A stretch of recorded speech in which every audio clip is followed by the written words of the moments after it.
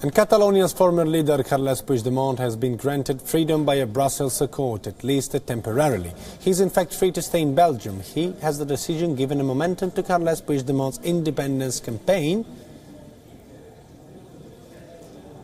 And I'm joined from the newsroom by our associate editor, Palki Sharma Padhyay. Palki, thank you very much for joining me on the broadcast. So, indeed, he's free. He's walking free in the capital city of Europe. So, what does this tell us about the negotiations and the status of the art when it comes to the Catalan crisis?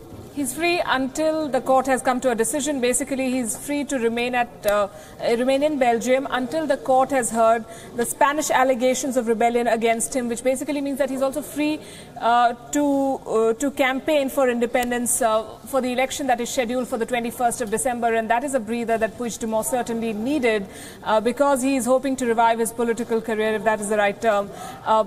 In the December elections, the vote is shaping up, we understand, as a de facto referendum for independence. And multiple opinion polls have shown that there is still a strong sentiment, a pro-independence sentiment. And Puigdemont's party, along with some of his allies and other parties, are looking at a coalition, possibly before the election, even after the election. So this certainly gives Puigdemont a very good shot at the December 21st poll. And Palki, do we have any news or any relevant information about eventual, let's say, backdoor negotiations between Puigdemont and Madrid about his possible return, or nothing like that? That'll be very hard to say at this point. Not very much is shared in the public domain, and understandably you would assume. But it is important to note that Puigdemont's repeated offer for talks was rejected by Madrid in the past, and this case against him is a strong indication of which way Madrid wants things to go. But there's still a few weeks to go before the election, so a lot could change in politics, and alliances do take shapes according to the exigencies.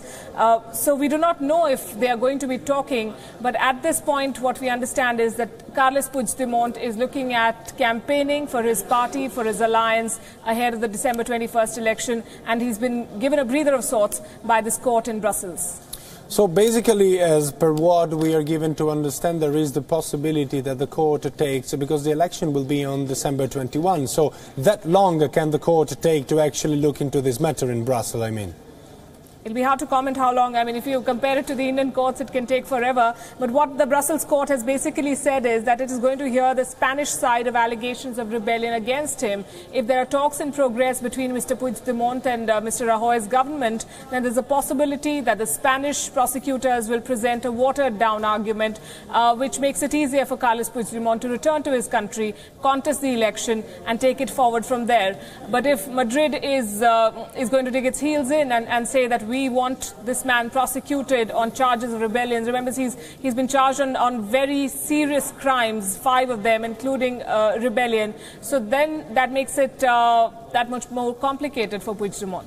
Thank you very much. This was our associate editor, Palki Sharma Padhyay, helping us to understand a little bit about the possible future of the Catalan separatist leader, Carles Puigdemont.